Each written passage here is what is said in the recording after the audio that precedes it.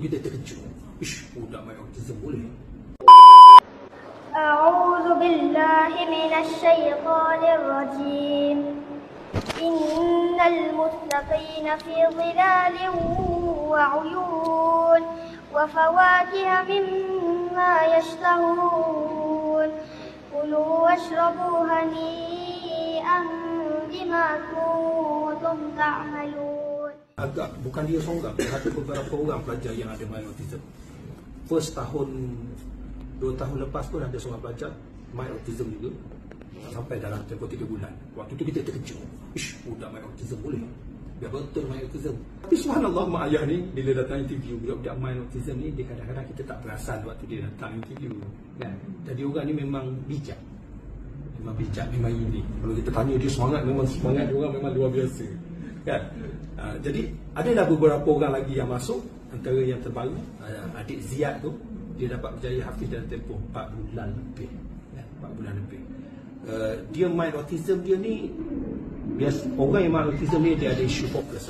Dia ada isu fokus. Dia ada cabaran dalam nak fokus.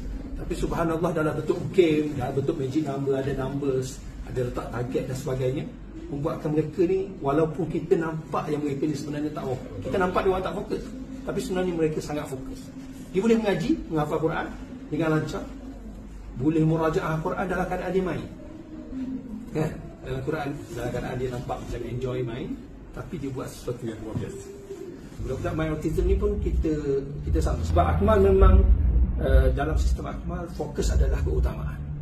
Dalam satu kelas, guru hanya pegang lebih kurang dalam 12 orang pelajar sahaja maksimum.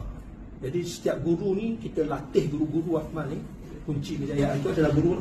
Jadi kalau guru yang luar biasa hebat, ditrain dengan cara yang betul, dibakar energi guru tu, terbakar setiap hari macam nak masuk perang untuk didik anak-anak dia, anak-anak pelajar dia, maka para pelajar pun akan terbakar sama.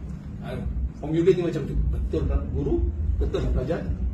Jadi anak-anak main ni pun sama, bila cukup kasih sayang guru kan, cukup fokus guru, cukup semangat guru yang impact pada dia, membuatkan dia orang pun terimpact sama.